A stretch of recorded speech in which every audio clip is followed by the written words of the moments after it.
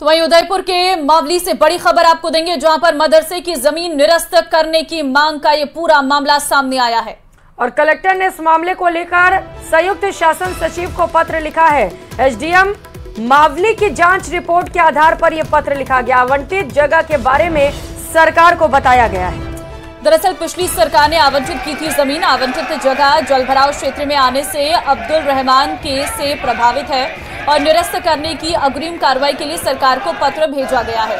तो मदरसे की जमीन निरस्त करने की मांग का ये पूरा मामला है। उदयपुर के मावली से ये खबर आपको दे रहे हैं, जहां पर पिछली सरकार के द्वारा इस जमीन का आवंटन किया गया था और इस जगह पर जलभराव क्षेत्र आने से अब्दुल रहमान केस से प्रभावित, निरस्त करने की अग्रिम कार्रवाई के लिए सरकार को पत्र भेजा गया है। संवाददाता कपिल इस वक्त फोन लाइन पे हमारे साथ हैं। कपिल, मदरसे की जमीन निरस्त करने का जो मामला सामने आया है, जिसकी मांग लगातार उठ रही है, इस पूरे मामले पर अभी फिलहाल क्या अपडेट है आपके पास? देखिए, बड़ी जानकारी निकलकर सामने आ रही है। जो रिपोर्ट एसडीएम द्वारा 21 सितंबर को जिला कलेक्टर को सौंपी गई थी, उस रिपोर्ट के आधार पर उदयपुर जिला कलेक्टर ने राज्य सरकार को संयुक्त शासन सचिव को एक पत्र लिखकर अवगत कराया है कि ये जो जगह जो कि मदरसे के लिए पूर्व सरकार द्वारा आवंटित की गई थी, ये जगह जल भराव क्षेत्र में आती है और अब्दुल रहमान प्रकरण जो कि न्यायालय के अधीन है, उस प्रकरण से प्रभावित होती हुई नजर आती है और इसी के चलते इस जमीन को निरस्त करने की कार्रवाई हेतु अग्रिम लेटर प्रेषित किया गया है। तो ये माना जा सकता है कि ये एक प्रकार की अनुशंसा है, जिसमें राज्य सरकार को बताया गया कि जमीन जो है वो अब्दुल रहमान प्रकरण से प्रभावित है, जल भराव क्षेत्र में आती है, ऐसे में उसको निरस्त किया जा सकता है। तो ये अनुशंसा एक तरह से जिला प्रशासन द्वारा राज्य सरकार को कर दी है और अब ये माना जा रहा है कि बड़ा निर्णय राज्य सरकार किसी भी समय ले सकती है और कभी भी मदरसे को आवंटित ये जगह निरस्त की जा सकती है। बिल्कुल, तो सबकी निगाह राज्य सरकार के फैसले पर टिकी है। आप नजर बनाए रखिएगा। कपिल, बहुत धन्यवाद आपका।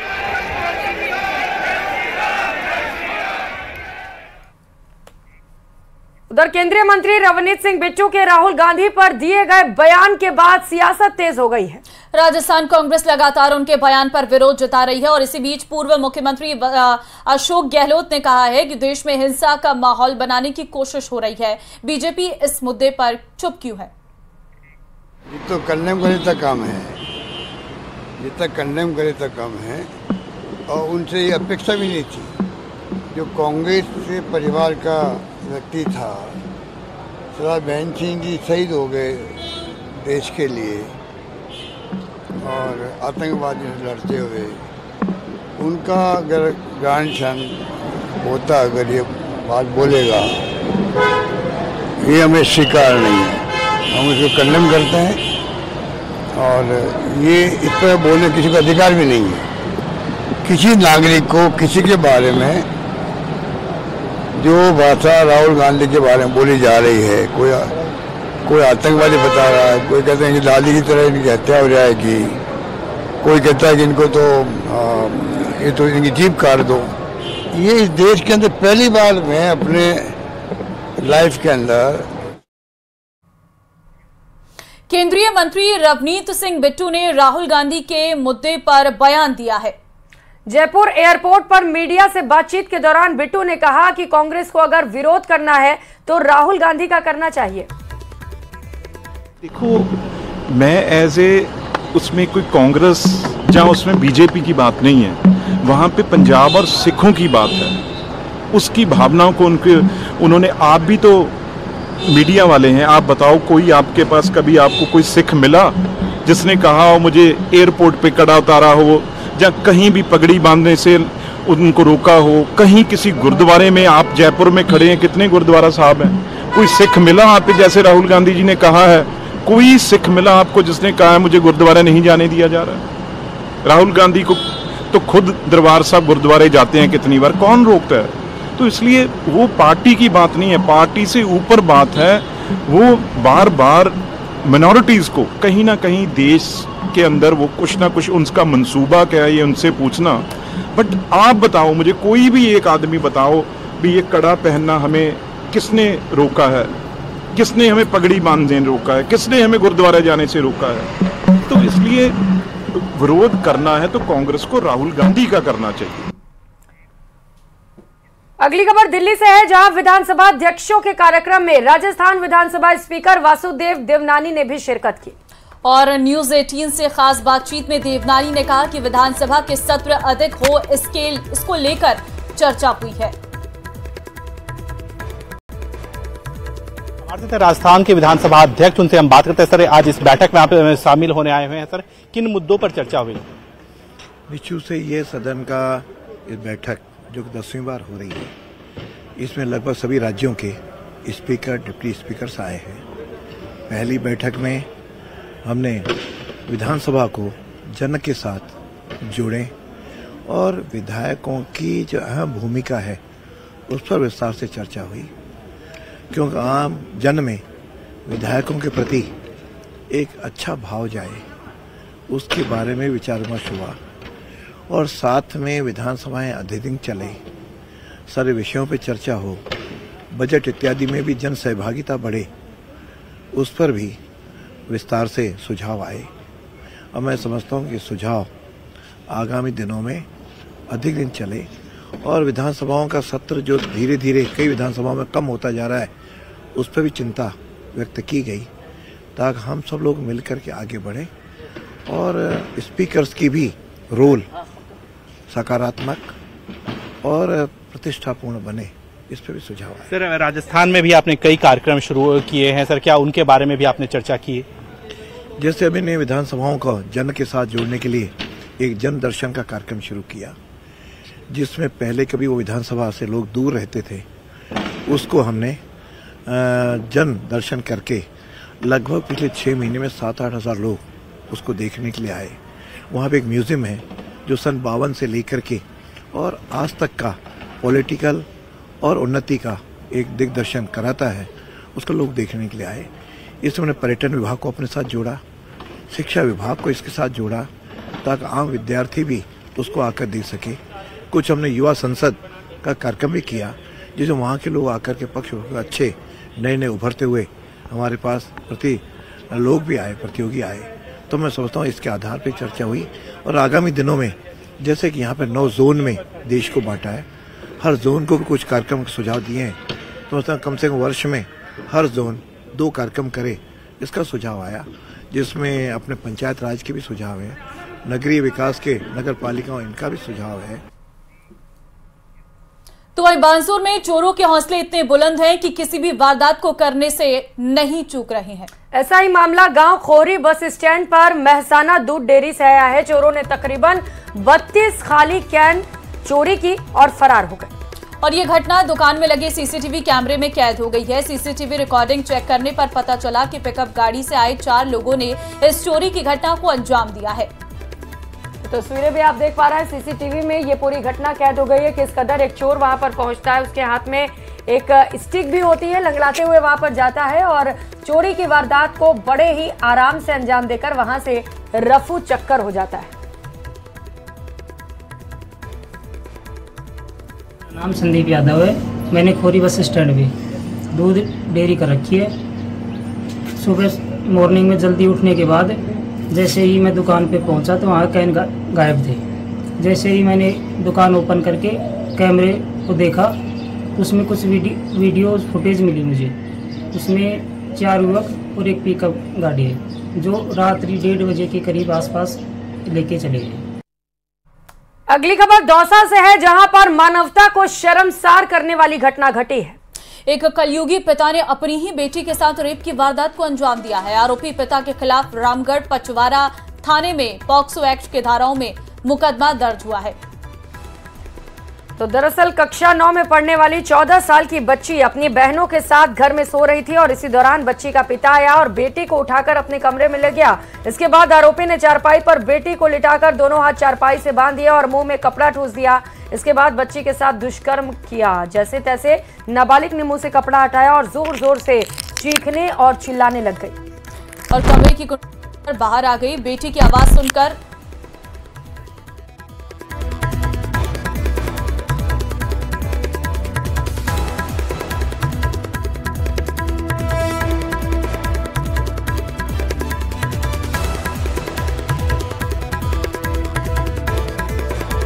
आज जिले के एक थाना क्षेत्र में एक पोक्सो एक्ट और बलात्कार का प्रकरण दर्ज हुआ है, जिसमें एक बाप द्वारा अपनी बेटी के साथ, नाबालिग बेटी के साथ बलात्कार करने का मामला सामने आया है।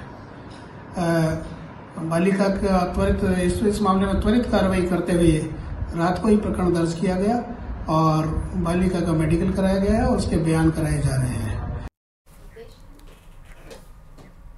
और अगली खबर कोटा से है, जहां कोटा कोचिंग में स्टूडेंट्स के बढ़ते सुसाइड पर एस्ट्रो मंथन का आयोजन किया गया। विज्ञान जहां समाप्त होता है, वेद सम्मत विज्ञान ज्योतिष वहीं से शुरू होता है। ज्योतिष महासम्मेलन में UMTI यूनिवर्सिटी जबलपुर के कुलपति दीप्ति भदौरिया और वैदिक ज्योतिषाचार्य HS रावत समेत देश और प्रदेश के बड़े ज्योतिषाचार्य मौजूद रहे। और इस महासम्मेलन का एक खास आकर्षण कोचिंग सिटी कोटा में कोचिंग स्टूडेंट्स की आत्महत्या के प्रकरणों और इसके ज्योतिष पहलुओं पर बात हुई। आखिर क्या वजह है, क्या कारण होते हैं जो किसी स्टूडेंट को सुसाइड की दहलीज पर लाकर खड़ा कर देते हैं, क्या बिगाड़ा है कोटा का भूगोल, और ऐसे सवाल और खास रिसर्च के साथ कोटा में हुए सुसाइड पर मंथन के साथ देखिए संवाददाता की स्पेशल रिपोर्ट। कोटा जो कि अपनी पहचान एजुकेशन सिटी के तौर पर रखती है, लेकिन फिलहाल जो चिंता के हालात हैं, चिंता का सबब है, वो कोटा में होते कोचिंग स्टूडेंट के सुसाइड के मामले हैं, जिसको लेकर के अक्सर कोटा सुर्खियों में रहता है। और फिलहाल कोटा में अंतर्राष्ट्रीय ज्योतिषी सम्मेलन चल रहा है, उसमें भी चर्चा का बिंदु यही रहा। रिसर्च इसी बात पर हुई, तमाम जो ज्योतिषी हैं उन्होंने मंथन इसी बात पर किया कि आखिर सुसाइड के वो रीजन्स जो कोटा के ऊपर अपना घेरा डाले हुए हैं वो आखिर क्या हैं। फिलहाल कुछ ऐसी खास शख्सियत हमारे साथ में है जो इसके बारे में हमें बताएंगी आखिर इन सब की रिसर्च सुसाइड को लेकर के क्या कहती है। पारासर साहब, आपके हाथ में कुछ दस्तावेज हैं जिनके जरिए आप कुछ बता रहे हैं, क्या ये दस्तावेज हैं जो कहते हैं? कोई भी स्टूडेंट, कोई भी बच्चा सुसाइड पहले नहीं करता, इमीडिएट नहीं करता। वो सबसे पहले अपनों से दूर होता है, माता पिता से दूर होता है। तो जब वो माता पिता से दूर रहता है तो उसका आई इस तरह का, जो मैंने रेड कलर में बताया है, इस तरह का वो लिखता है। ये आई ये शो करता है कि वो अपनी मदर से भी दूर है और फादर से भी दूर है, मतलब उसके मन में कहीं ना कहीं कुछ अलगाव आ गया। फिर वो उसका बहुत ज़्यादा कॉन्फिडेंस लूज हो जाता है। तो जब कॉन्फिडेंस लूज होने लगता है तो उसका टी इस तरह का हो जाता है। वो अपना टी इस तरह की उसकी हैंड राइटिंग में लिखता है। कॉन्फिडेंस लूज होने के बाद वो बच्चा अपना डी, जो डिप्रेशन की फॉर्म होती है, वो डी सुसाइड के 15 दिन पहले, 20 दिन पहले इस तरह का डी लिखने लग जाता है। यानी वो बच्चा। और अब खबर राजसमंद से है, जहां नाथद्वारा के कनवा बस्ती में आवासीय मकान को पालिका के जरिए तोड़ने के विरोध में ब्राह्मण समाज और कई संगठन लामबंद हो गए हैं। और उपखंड अधिकारी को सीएम के नाम का ज्ञापन सौंपा है। दोषी पालिका कर्मियों को टर्मिनेट करने, पीड़ित परिवारों को मुआवजा देने, प्रकरण में संलिप्त कर्मियों की संपत्ति की जांच कराने की मांगे रखी गई है। वहीं 7 दिनों में कार्रवाई नहीं होने पर उग्र आंदोलन की भी चेतावनी दी है। बने बने पक्के मकान को जो गिराया गया, वो भी अर्धरात्रि को 2 बजे, उसके खिलाफ हम कार्रवाई चाहते हैं। हमने आयुक्त महोदय से निवेदन किया है, इसमें जो भी कार्मिक दोषी हैं उन्हें निलंबित नहीं करना है, उन्हें टर्मिनेट करवाना है ताकि हमें भी न्याय मिले। आज नाथद्वारा में करीब 5000 से 6000 मकान ऐसे बने हुए हैं जो वन विभाग की जमीन पर हैं, बिना नाम जमीन पर हैं, अन्यत्र जहीं भी हैं, वो सारे मकान बने हुए हैं। उन पर किसी पर कार्रवाई नहीं की गई और मात्र इसी प्लॉट पर कार्रवाई की गई। ये इस तरह से दर्शाता, उनकी छोटी मानसिकता दर्शाती है कि किस वजह से, किसके दबाव में कार्रवाई की गई। हमें इसका निर्णय चाहिए। और कोटा के इटावा से बड़ी खबर है, किसान संघ की गर्जना रैली शुरू हो गई है।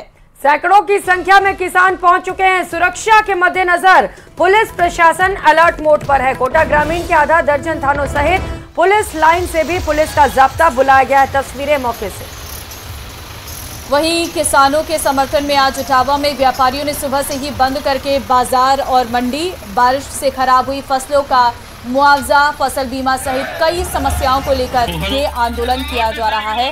ये गर्जना रैली की तस्वीर भी आपको हम दिखा रहे हैं, जहां पर ट्रैक्टर के माध्यम से बाइक के माध्यम से और पैदल ही ये यात्रा निकाली जा रही है, जिसमें सैकड़ों की संख्या में किसान हैं जो अपनी मांगों को लेकर ये रैली निकाल रहे हैं।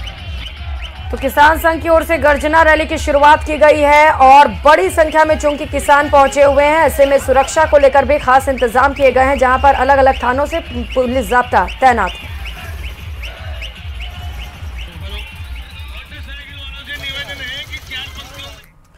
खबरों में आगे बढ़ेंगे। बाबा रामदेव नगरी को साफ सुथरा रखने के लिए मध्य प्रदेश से भक्तों की एक टीम पहुंची है। सफाई अभियान चलाकर रामदेवरा को चमकाने का काम शुरू कर दिया गया है। बाबा रामदेव का 640वां भादवा मेला संपन्न हो चुका है। मेले के दौरान 50 लाख से अधिक लोग रामदेवरा आए थे। मेला खत्म होने के बाद धार्मिक स्थल रामदेवरा के चारों तरफ गंदगी का आलम भी देखने को मिल रहा है और ऐसे में हर साल की तरह इस बार भी मध्य प्रदेश से आए करीब 150 स्वयंसेवकों ने राम सरोवर तालाब, परचा, बावड़ी, झूला, पालना, मेला चौक, समाधि स्थल, परिसर और अन्य स्थानों का घूमकर प्रतिदिन सुबह और शाम के समय नियमित रूप से सफाई की है।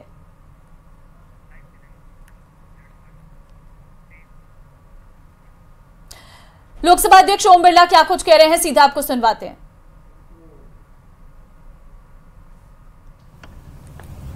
समकक्ष ला सके, बेहतरीन ढंग से ला सके, इसलिए ये 2 दिन का विचार विमर्श हमें अपने लक्ष्यों और उद्देश्यों की प्राप्ति के लिए हमारी चर्चा होगी और हमारी सबकी जिम्मेदारी होगी कि हम नए सामर्थ्य से,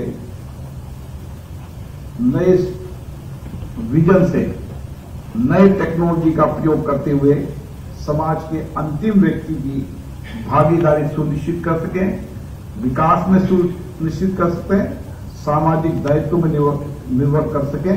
मुझे आशा है हमारी विधायी संस्थाएं जनता की अपेक्षाएं, आकांक्षाएं के अनुरूप काम करते हुए सतत और समावेशी विकास के लक्ष्यों को प्राप्त करने में लाभदायक होगी।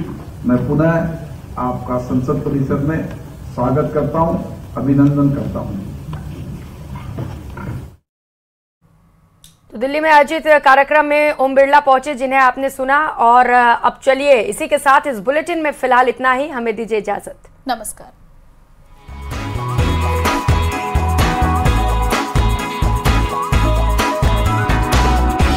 मचाने के बाद